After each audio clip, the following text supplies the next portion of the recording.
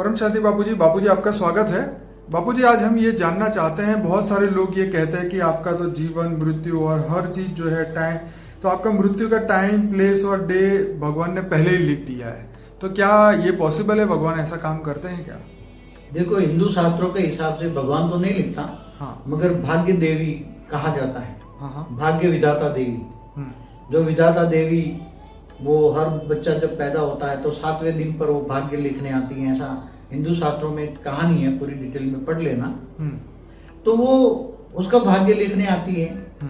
तो एक्चुअली देखा जाए तो भाग्य तो बनता है थियरी ऑफ कर्म के हिसाब से देखा जाए तो भाग्य अपने आप आत्मा बनाती, कोई लिखने वाली नहीं होती। वो तो अब पहले हिंदू शास्त्रों में कहानी थी, पहले होगी, जैसे पहले एक प्रोसेस थी, प्रथा थी कि तुम्हारा भाग्य लिखा जाता था। पहले एक अलग अलग प्रोसेस थी, अभी सब प्रोसेस बदल गई है, सब ऑटोमेटिक चल रहा है सब कुछ। तो एक भाग्य विधाता देवी हर आत्मा का जब बच्चा पैदा होता था उसका भाग्य लिखते थे। तो मगर भाग्य हमारी एक थियरी ऑफ कर्म पे एक बहुत अच्छी वीडियो है, देख लेना, कि भाग्य आत्मा तो अपने कर्मों के हिसाब किताब से ही बनता है ना, और ये तो ऑटोमेटिक है ना, ऑटोमेटिक बनता है ना, उसमें किसी को लिखने की क्या जरूरत है? अगर देखा जाए तो किसी को लिखने की जरूरत है क्या? जैसे सुपर कंप्यूटर में सब कुछ एकदम सब कुछ रिकॉर्ड होता है ना, और रिकॉर्ड होता है तो उसका जवाब भी ऑटोमेटिक दिया जाता है ना आज की तारीख में।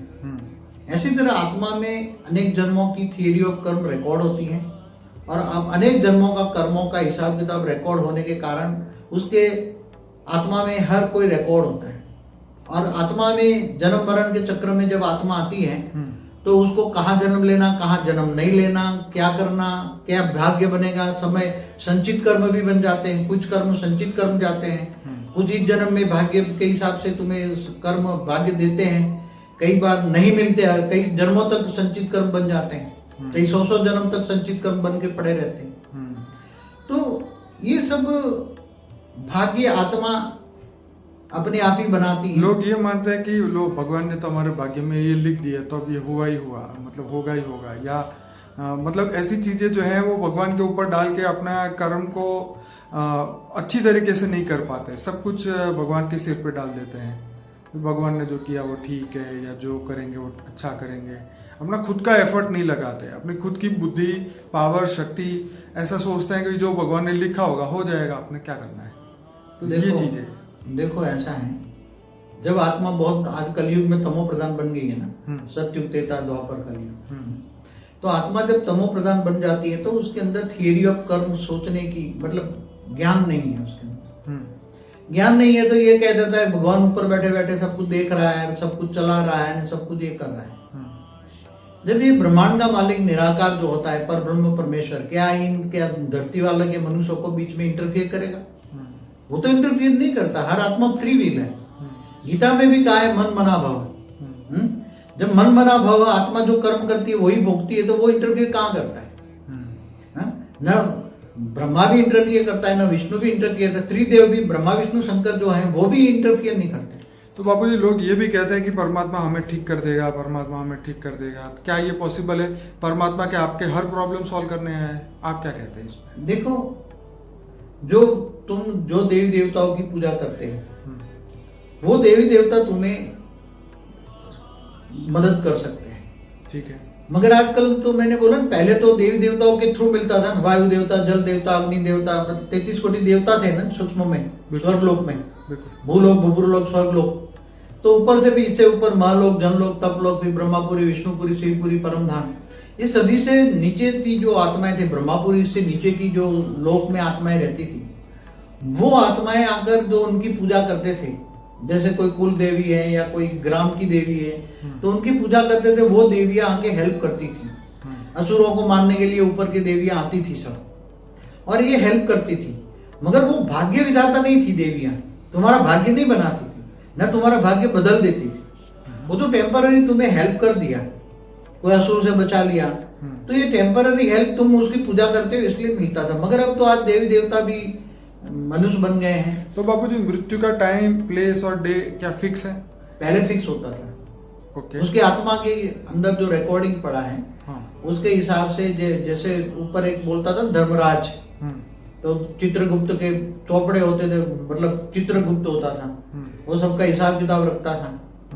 और वहाँ अब ये नहीं चल रहा, अब ये नहीं चल रहा, सब आउट, मतलब अभी थियरी ऑफ कर्म के हिसाब से सब चल रहा है। अभी ऑटोमेटिक चल रहा है। जैसे आज कंप्यूटर में ऑटोमेटिक सब कुछ हो रहा है ना, किसी को कुछ चौपड़ा वोपड़ा लिखने की जरूरत है, बुक्स ऑफ अकाउंट लिखते हैं, कोई ऑटोमेटिक कंप्यूटराइज होता है ना।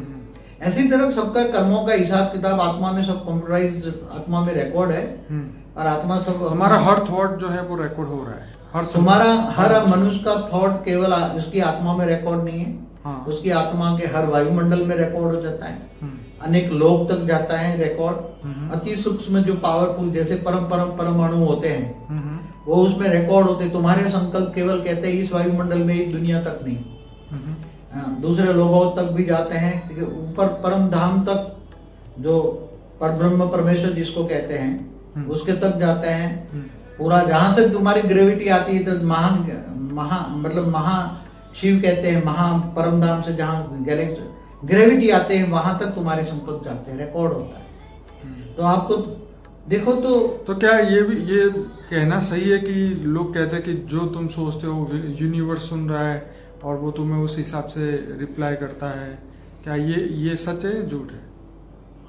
देखो, जो तुम सोचते हो वो सोचना, केवल तुम एक सोचते हो कि हाँ कोई नहीं सुन रहा, मगर वो तुम्हारा सोचना पूरे वायुमंडल में व्याप्त हो जाता है।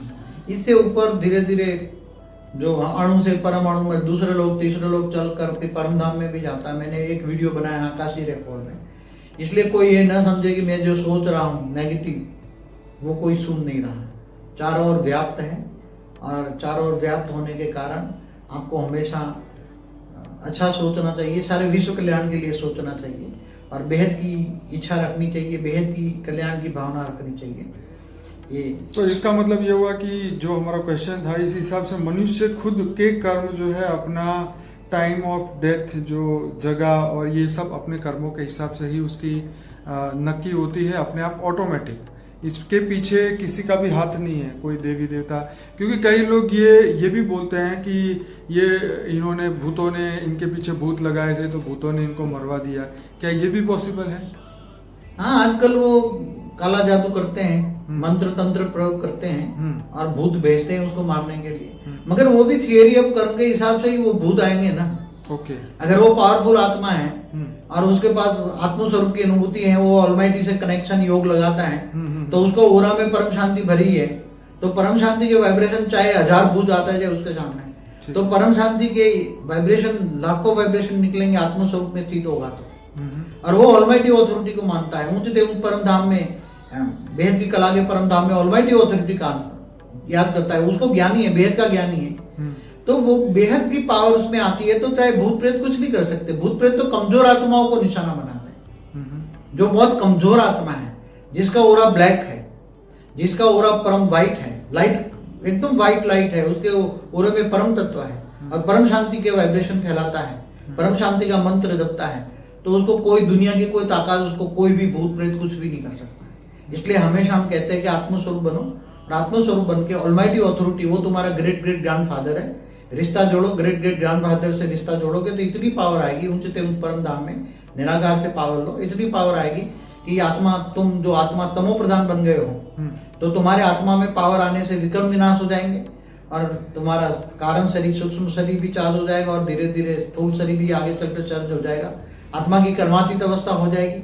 और एक दिन तुम वेग से वेग स्वरूप धारण कर लोगे, और लोगों को बहुत सुख दे सकते हो, परम शांति के वाइब्रेशन फैलाकर परम शांति दे सकते हो, सबको दे सकते हो।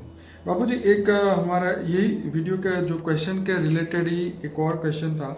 जैसे पहले के लोग जो है वो अपने मृत्यु का समय, अपना टाइम और अपनी जगह खुद तय करते थे, मैं फलाने दिन जो है ये शरीर छोड़ूंगा, इस जगह पे, इस समय पे। तो जो इच्छा मृत्यु का वरदान की जो शक्ति थी वो पहले के लोगों में थी और आज के लोगों में नहीं है, वो भी आपने एक वीडियो में बताया। वो सतयुग में इच्छा मृत्यु होता था, आत्माओं में शक्ति होती थी। अच्छा, सतयुग। इसलिए सतयुग में होती थी इच्छा मृत्यु। जब जहां भी उसको जाना है तो ऊपर वेग से अवेग स्वरूप धारण करके चले जाते थे। उसका 5 तत्वों की बॉडी बहुत हल्की होती थी और आत्माओं में बहुत पावर होती थी। इसलिए इच्छा मृत्यु का वरदान पहले सतयुग में होता था, त्रेता में धीरे धीरे कम हो गया, और द्वापर में तो फिर खत्म, और कलयुग में तो हम्म। अनेक धर्म, मत, पंथ, संप्रदाय आ गए, सबके अलग अलग अलग कहना है, डिफरेंस ऑफ ओपिनियन हो गया। चलिए, बहुत बढ़िया बापूजी, आपने बहुत अच्छे जवाब दिए। और मैं सभी श्रोताओं को कहूंगा, बापूजी का एक अनस्पोकन ट्रूथ बाय बापूजी का प्लेलिस्ट है, जो ये वीडियो खत्म होगा उसमें आपको 3 ऑप्शन मिलेंगे, उसमें से वो लिंक भी दी हुई है जिसमें 130 से ज्यादा वीडियोस है, वो आप जरूर से क्लिक करके देखिए अलग अलग टॉपिक पे।